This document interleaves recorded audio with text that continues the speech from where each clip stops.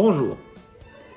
Quel est le meilleur moyen de donner de l'affection et une intention bonne et positive à son enfant?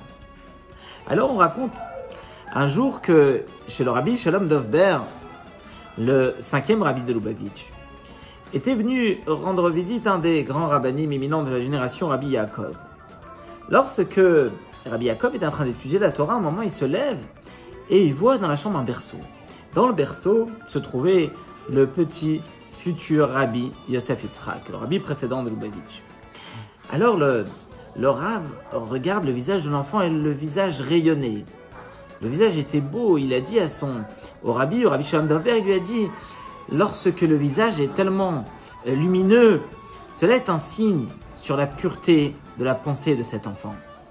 Alors le papa, le rabbi Shalom Dovber, se lève et désire offrir un bisou à son enfant. Il voulait fortement l'embrasser. Et à ce moment-là, il y a une pensée qui lui est passée à travers l'esprit et il s'est dit: je vais transformer ce baiser que je veux donner à mon enfant par autre chose. Et donc, il s'assoit et il se met à écrire un discours chassidique d'une très grande profondeur.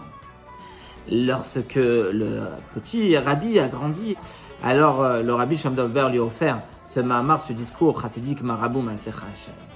Alors il y a plusieurs façons d'exprimer son amour envers ses enfants. On peut les embrasser, on peut leur dire un mot chaleureux. Alors effectivement, il y a des différences d'âge. On peut pas dire la même chose à chacun. À chaque âge, il faut exprimer la chose d'une manière différente. On peut aussi l'enlacer.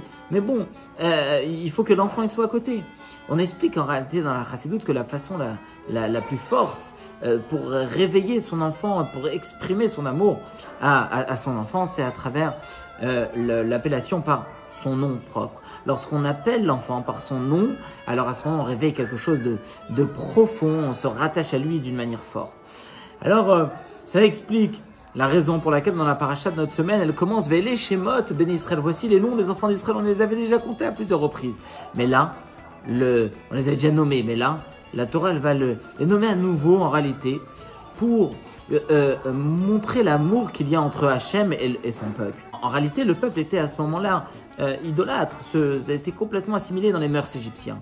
Par le fait que Dieu les appelle par leur nom, il va réveiller en eux cet amour profond, cet attachement, ce lien qui rattache le juif avec Akadosh Baruch Hu. Et cela a permis le réveil des enfants d'Israël, des bénis Israël, pour les préparer à la sortie d'Égypte. Alors nous aussi, on va se réveiller et si Dieu veut, le Mashiach va arriver très rapidement. Shabbat Shalom.